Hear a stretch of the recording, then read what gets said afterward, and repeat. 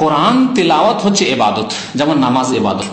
তাহলে ইবাদত করতে হবে আল্লাহর সন্তুষ্টির জন্য এবং নবী করিম সাল্লাল্লাহু আলাইহি ওয়াসাল্লামের তরিকায় করতে হবে। এই যে কোরআন খানি, ভাড়াইটা কোরআনের খানি, হুজুরদেরকে নিয়ে এসে বাড়িতে তেলাওয়াত করা, এটি আল্লাহর সন্তুষ্টির জন্য নয়, নেকির আশায় নয়, পয়সার বিনিময়ে। সুতরাং যেই ব্যক্তি তেলাওয়াতকারী সেও নেকি পাবে না, কারণ সে পয়সার জন্য পড়েছে, তেলাওয়াত করেছে। আর যারা পড়ালো তারাও নবী সাল্লাল্লাহু আলাইহি ওয়াসাল্লামের তরিকায় যেহেতু পড়ায়নি, সুতরাং তারাও নেকি পাবে না। নবী সাল্লাল্লাহু আলাইহি ওয়াসাল্লামের তরিকায় পড়ায়নি। কেমন নবী সাল্লাল্লাহু আলাইহি ওয়াসাল্লামের তরিকায় পড়ায়নি? বুঝবেন এই কথাটি, বুঝেন ভালো করে। আর একটু ব্যাখ্যা করে বুঝাই, সংক্ষেপে বুঝাইলে অনেক সময় বুঝতে পারবেন না। নবী করিম সাল্লাল্লাহু আলাইহি ওয়াসাল্লামের সামনে তার বিবি মারা গেছেন, খাদিজা রাদিয়াল্লাহু তাআলা আনহা, গেছেন না? আরো অন্য বিবিরাও মারা গেছেন, বিশেষ করে প্রথম বিবি খাদিজা রাদিয়াল্লাহু তাআলা আনহা। নবী সাল্লাল্লাহু আলাইহি ওয়াসাল্লাম বলেছেন যে খাদিজার এত বেশি অবদান রয়েছে, আয়েশাকে এত বেশি ভালোবাসলেও খাদিজার কথা যখন তখন আয়েশা রাদিয়াল্লাহু তাআলা আনহার সামনে নবী সাল্লাল্লাহু আলাইহি ওয়াসাল্লাম উল্লেখ করতেন। নবী সাল্লাল্লাহু আলাইহি ওয়াসাল্লামের জীবদ্দশায় তার 4টি মেয়ের 3টি মারা গেছেন। যায়েনব রাদিয়াল্লাহু আনহা মারা গেছেন, উম্মে কুলসুম রাদিয়াল্লাহু তাআলা মারা গেছেন, রুকাইয়া রাদিয়াল্লাহু তাআলা মারা গেছেন কিনা? নবী করিম সাল্লাল্লাহু আলাইহি ওয়াসাল্লাম তাদের কারো জন্য, ছেলেগুলি তো নাবালক অবস্থায় মারা গেছেন, আরো সাহাবী আপনজন আত্মীয় স্বজন অনেকেই মারা গেছেন। আপন চাচা অত্যন্ত প্রিয়জন তিনি সাইয়্যিদুশ শুহাদা, শহীদদের নেতা হামজা রাদিয়াল্লাহু তাআলা আনহু শহীদ হয়েছেন কিনা? কিভাবে তাকে শহীদ করেছে কাফের জালেমরা ওহদের মাঠে, হামজা রাদিয়াল্লাহু তাআলা আনহু। তাদের কারো জন্য নবী করিম নিজে কোরআন খানি করেছেন, মানে কোরআন তেলাওয়াত করে আল্লাহ এই কোরআনের নেকি 1 পারা 2 পারা 5 পারা পড়লাম, এই নেকিটা বক্সে দাও আল্লাহ, তুমি পৌঁছে দাও আমার চাচাকে, পৌঁছে দাও আমার প্রিয়তমা বেবি খাদিজাকে, পৌঁছে দাও আমার মেয়েদেরকে, বলেছেন? কোন প্রমাণ আছে? না। সাহাবারা কেউ কারো জন্য কোরআন খানি করেছেন? করেননি। সাহাবায়ে কেরাম, তাবেঈন, তাবা তাবেঈন, তারা কেউ করেননি। এই ক্ষেত্রে ইমাম আবু হানিফা রাহমাতুল্লাহ আলাইহি বড় শক্ত কিন্তু, অথচ ভারত, বাংলাদেশ, পাকিস্তানে হানাফিরা এই কোরআন খানি করায়।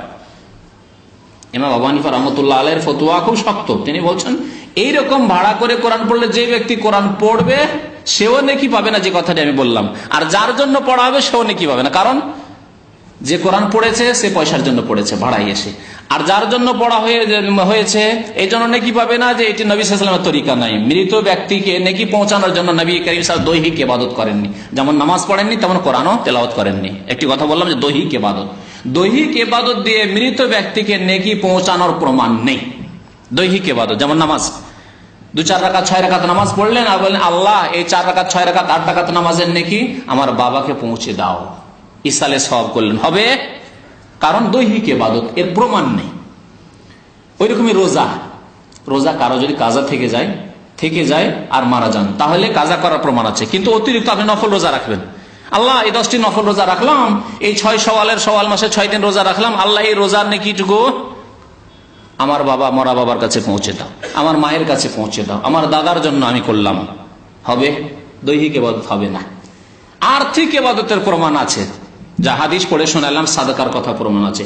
হজ আর্থিক ইবাদত, দৈহিকের সাথে সাথে হজের প্রমাণ আছে, উমরার প্রমাণ আছে, মসজিদ নির্মাণ করে দেন প্রমাণ আছে, যে কোনো দিনের খেদমত, আর্থিক খেদমত করেন, তা দিয়ে মৃত ব্যক্তিকে নেকি পৌঁছান, তার প্রমাণ আছে। আর নিজেরা যদি কেউ তেলাওয়াত করে, আবার কেউ এইরকম ফতোয়া দিয়ে থাকে আমাদের দেশে, যারা একটু হালকা ভুল করে, কিন্তু হালকা ভুল তাদের, কি বড় ধরনের ওইরকম বিদাত নাই, তারা নিজেরা তেলাওয়াত করে, আর তেলাওয়াত করার পরে ভাড়া করে নিয়ে আসে না, হুজুরদেরকে ডেকে ডুকে নিয়ে আসে না, কোনো নির্দিষ্ট দিনে নিয়ে আসে না, কিন্তু নিজেরা তেলাওয়াত করে, তেলাওয়াত করার পরে আল্লাহ এই যে তেলাওয়াত করলাম 2-4-5 পারা, এটি আমার মরা বাবার জন্য আমি তেলাওয়াত করলাম, আল্লাহ তার কাছে এই নেকিটুকু পৌঁছে দাও, বক্সে দেয়। আবার আমাদের কিতাব, ধর্মীয় কিতাবগুলিতে বক্সে দেওয়ার তরিকাও লিখে দিয়েছে, যে আপনি কোরআন তেলাওয়াত করেন, তারপর আগে পরে কিছু দুরূদ শরীফ পড়েন, এই কুলগুলি পড়েন ইত্যাদি, সূরা ফাতিহা 11 বার বা মুক্তমুখ পড়েন, আর পড়ার পরে বলেন আল্লাহ যা নেকি করলাম এই নেকিটুকু, এই কোরআন তেলাওয়াতটুকু আমার মৃত বাবার রুহের মাগফিরাতের জন্য, মার্জনার জন্য আমি দিয়ে দিলাম, দান করে দিলাম, বক্সে দিলাম। বক্সে দেওয়া মানে বকশিশ থেকে, মানে দিয়ে দান করে দেওয়া। এসব বিদাতি তরিকা নবী করিম সাল্লাল্লাহু আলাইহি ওয়াসাল্লাম করেননি, তার সাহাবায়ে কেরামরা করেননি, তাবা তাবেঈনরা করেননি। সুতরাং এইটি তরিকা সালাফে সালেহিন তরিকা নয়, নবী করিম সাল্লাল্লাহু আলাইহি ওয়াসাল্লামের তরিকা নয়। এই তরিকা ধরবেন না, যে তরিকা বলা হলো সেই তরিকা ধরবেন। যে বিদাতগুলি করা হয় তার মধ্যে একটি বিদাত হচ্ছে মৃত ব্যক্তির নামে খাবার দাবার ব্যবস্থা করা, জিয়াফতের ব্যবস্থা করা। আর এই ক্ষেত্রে দিন ধরে 3 দিনে, 10 দিনে, 11 দিনে অথবা 40 দিনে এই সবগুলি হিন্দুদের থেকে এসছে। হিন্দুদের মধ্যে আজকেও মৃত্যুর দিন থেকে শুরু করে অতক্ষণ পর্যন্ত তাদের মরদেহ উঠবে না যতক্ষণ তারা ভোজ ভান্ডার করে খেয়ে না নেবে, তারপরে তারা যাবে তাদের ক্রিয়াকর্ম করতে। তো এগুলি হচ্ছে হিন্দুদের থেকে এসছে। এমনকি আরব ওলামারা লিখেছেন যে 40 দিনে মৃতের নামে যে 40 দিনে কিছু কাজকর্ম করা, আমল করে নেকি পৌঁছানো, এটি খুব প্রাচীন ইতিহাস, ফেরাউনের যুগের ইতিহাস। আরব ওলামারা লিখেছে ফেরাউনের যুগের ইতিহাস হয়তো ভারতে পৌঁছেছে হিন্দুদের কাছে। কেন? হিন্দুদের সম্পর্কে বলা হচ্ছে যে হিন্দুদের পূর্বপুরুষ আর্যরা এই প্যালেস্টাইন এলাকায় অথবা ইরাক থেকে গিয়েছে, ব্যাবিলন থেকে, এসব এলাকা থেকে গেছে। সুতরাং এরাও এই সব বাতিল ধর্ম, ফেরাউনি ধর্মগুলিকে ভারতে নিয়ে গেছে আর্যরা, আর নিয়ে যাওয়ার পরে হিন্দুদেরকে শিখিয়েছে মৃত্যুর নামে 40 দিনে অমুক দিনে তমুক দিনে করতে হয়। এই জন্য আরব ওলামারা লিখেছেন 40 দিনের ইতিহাস ওই ফেরাউনি যুগের ইতিহাস। ফেরাউনের যুগে কাফিররা, ফেরাউনের অনুসারীরা মৃত ব্যক্তির নামে কিছু কাজকর্ম করত আর মনে করত যে এগুলি তার হক আদায়, তার হক বা অধিকারের অন্তর্ভুক্ত। তো এই মৃতের নামে খাবার এটি এক বিদআত। নবী করিম সাল্লাল্লাহু আলাইহি সাল্লামের সাহাবারা বলছেন যে আমরা নবী করিম সাল্লাল্লাহু আলাইহি সাল্লামের জামানায় যে বদ্দশায় মাইয়েতের নামে খাবার তৈরি করে গরিব মিসকিনকে খাওয়ানো, ভোজ ভান্ডার করা, লোকজনকে খাওয়ানোকে নাউদ্দুহা মিনান নিয়াহা, রোদনের অন্তর্ভুক্ত মনে করতাম, রোদনের শামিল মনে করতাম। অর্থাৎ রোদন করা যেমন হারাম, কোন মৃত ব্যক্তির নামে খুব কাঁদাকাটি করা, চিৎকার করে বয়ান করে যেমন হারাম, ঠিক তেমন এটিকে হারাম এবং জাহিলি যুগের কুপ্রথা মনে করতাম। জাহিলি যুগে ভাড়া করে কাঁদতে নিয়ে আসা হইতো, জানেন কিনা?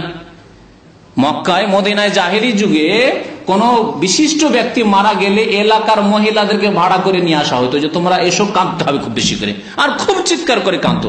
আর যত বেশি মহিলারা কাঁদবে তত বেশি সুনাম হইতো যে অমুক ব্যক্তি মারা গেছে, তাতে হাজার হাজার মহিলা কান্না করেছে।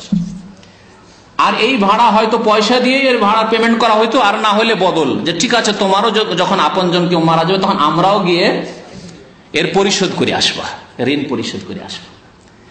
একজন মহিলা মুসলমান হয়েছে, মুসলমান হওয়ার পর নবী করিম সাল্লাল্লাহু আলাইহি ওয়াসাল্লাম তার কাছে শপথ নিলেন, দেখো রোদন করতে পারবে না, শিরিক করবে না, এই করবে না, সেই করবে না, জেনা করবে না, মিথ্যা কথা বলবে না, তার মধ্যে ওয়ান লা নানুহা, আমরা নুহা রোদন করব না, এই ওয়াদা করো, প্রতিশ্রুতি।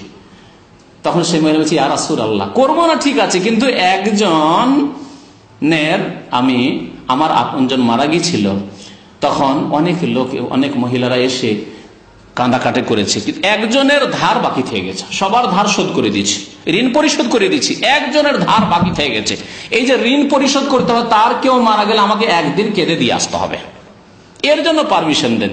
নবী করিম সাল্লাল্লাহু আলাইহি ওয়াসাল্লাম বললেন যে গুনহার কাজে ওয়াদা পুরা করা চলবে না, জুলমের কাজে, সীমালঙ্ঘনের কাজে, হারাম কাজে ওয়াদা পুরা করা চলবে না, তখন ওয়াদা খেলাফ। জি, তো যে বলছিলাম যে মৃতের নামে খাবারের ব্যবস্থা করা এই জঘন্য বিদআত। আর দিন নির্ধারিত করে কিছু কাজ করা, ধর্মীয় কাজ বলে, সেগুলি খুব জঘন্য বিদআত, যেগুলি অমুসলিমদের পক্ষ থেকে এসেছে। এছাড়া আর একটি বিদআত রয়েছে, তা হচ্ছে মৃত ব্যক্তির নামাজের কাফারা। যদি নামাজ ছুটে গিয়ে থাকে অসুস্থ অবস্থায়, আর না ছুটে গেলেও কোন রকম করে 2-4 রক্ত বের করতে হবে, কারণ সামাজিক কিছু টাকা পয়সা কালেকশন করতে হবে, এলাকার লোককে, গ্রামবাসীকে, হুজুরদের কিছু টাকা ইনকাম করতে হবে। সেজন্য আপনার মায়ের কয়েক অক্ত ছুটেছে, বাবার কয়েক অক্ত নামাজ ছুটেছে, এগুলির খোঁজ খবর নিয়ে তখন কাফারা দিতে হবে। এই এক জঘন্য বিদআত। নামাজের বিকল্প কিছু নেই। নবী সাল্লাল্লাহু আলাইহি ওয়াসাল্লাম যতক্ষণ পর্যন্ত হুঁশ আছে ততক্ষণ নামাজ পড়তে বলেছেন, ততক্ষণ পর্যন্ত দিনের কাজকর্ম করতে হবে। যখন হুঁশ চলে গেছে, নামাজ মাফ হয়ে গেছে। তারপরে যদি 6 মাস ধরে হুঁশ জ্ঞান না থাকে, অবশ হয়ে সেন্সলেস হয়ে পড়ে আছে, তাহলে নামাজ নেই, নামাজ মাফ। রফি আল কালামান সালাসা, নবী করিম সাল্লাল্লাহু আলাইহি ওয়াসাল্লাম বলেছেন আল্লাহ কলম, আমল নামার কলম উঠিয়ে নিয়েছেন 3 ব্যক্তি থেকে। তার মধ্যে এক হচ্ছে যে ব্যক্তি হুঁশ হারা, জ্ঞান হারা, জ্ঞান যে হারিয়ে ফেলেছে, হাত্তা ইয়াফিকা, যতক্ষণ পর্যন্ত হুঁশে না এসেছে। হুঁশে যখনই আসবে, যদিও নড়াচড়া করতে পারে না, তাহলে তাকে বলতে হবে যে তায়াম্মুম করিয়ে দিতে হবে, বলতে হবে নামাজটা পড়ে নেন, বসে না, দাঁড়িয়ে না পড়তে পারে বসে, বসে না পড়তে পারে শুয়ে শুয়ে, যদি নড়াচড়া না করতে পারে চোখের ইশারাতেই রুকু সিজদা করে সালাম ফিরবে, নামাজ পড়বে, কিন্তু নামাজ মাফ নেই। আর যখন হুঁশ চলে গেছে, নামাজ মাফ হয়ে গেছে। সুতরাং নামাজের কাফারার প্রশ্ন ওঠে না। যদি কেউ শিথিলতা, গাফিলতি করে নামাজ না পড়ে, তার কোনো কাফারা নেই। আল্লাহ রাব্বুল আলামিনের কাছে তওবা ইস্তেগফার তার সময় থাকলে করবে। আর সে যদি মারা যায়, তাহলে বেশি বেশি তার জন্য নেকির কাজগুলি করেন, সাদকা খায়রাত করেন, নেক আমল করেন এবং তার মাগফিরাতের জন্য দোয়া করেন, হয়তো আল্লাহ রাব্বুল আলামিন মাফ করে দিতে পারে। আর না হলে নামাজের বিকল্প না কাফারা আছে, না দুনিয়ার কোনো ধন সম্পদ আছে। দুনিয়ার সবকিছু দান করে দিল, নামাজের বিকল্প হতে পারে না, নামাজ মাফ হবে না। আল্লাহর মাগফিরাত চাইতে হবে, আল্লাহ রাব্বুল আলামিনের কাছে মার্জনা কামনা করতে হবে যদি এরকমের ভুল হয়ে যায়। আল্লাহ যেন আমাদেরকে নেক আমলের তৌফিক দান করেন। আল্লাহ রাব্বুল আমাদের গুনাহ খাতা যেন মাফ করে দেন। আরো কিছু বিদআত রয়েছে, যেমন আরেকটি বিদআত হচ্ছে মৃত্যু বার্ষিকী পালন করা। মৃত্যু বার্ষিকী, বাবা মারা গেছে, খুব গণ্যমান্য ব্যক্তি, তখন আপনারা সব বংশ মিলে একটা মৃত্যু বার্ষিকী পালন করছেন, শোকের দিন পালন করছেন, হারাম, জঘন্য বিদআত, কাফেরদের বিদআত। এটি মৃত্যু যেমন জন্মবার্ষিকী পালন করা হারাম, তেমনি মৃত্যু বার্ষিকী পালন করা হারাম। নেতার যেমন হারাম, তেমনি সাধারণ ব্যক্তির হারাম, বাবা মায়েরও হারাম। এমনকি নবী করিম সাল্লাল্লাহু আলাইহি সাল্লামের না জন্মবার্ষিকী না মৃত্যু বার্ষিকী ইসলামে রয়েছে। সুতরাং এসব থেকে তওবা করতে হবে এবং নবী করিম সাল্লাল্লাহু আলাইহি সাল্লামের তরিকা আমাদেরকে জীবনযাপন করতে হবে, আর নেক আমল করতে হবে আল্লাহ রাব্বুল আলামিনের জন্য আর নবী করিম সাল্লাল্লাহু আলাইহি সাল্লামের তরিকায়। আল্লাহ যেন আমাদেরকে নেক আমলের তৌফিক দান করেন, আল্লাহ যেন আমাদের গুনাহ খাতা মাফ করে দেন, আমাদেরকে ভালো আমল করার জন্য তৌফিক দান করেন, শিরক বিদআত থেকে আল্লাহ রাব্বুল আলামিন আমাদেরকে বেঁচে থাকার জন্য তৌফিক দান করেন, নবী সাল্লাল্লাহু আলাইহি সাল্লামের সুন্নাতের উপর আমাদেরকে হায়াত কাটাবার যেন তৌফিক দান করেন, জীবন যাপনের যেন তৌফিক দান করেন এবং তার উপরে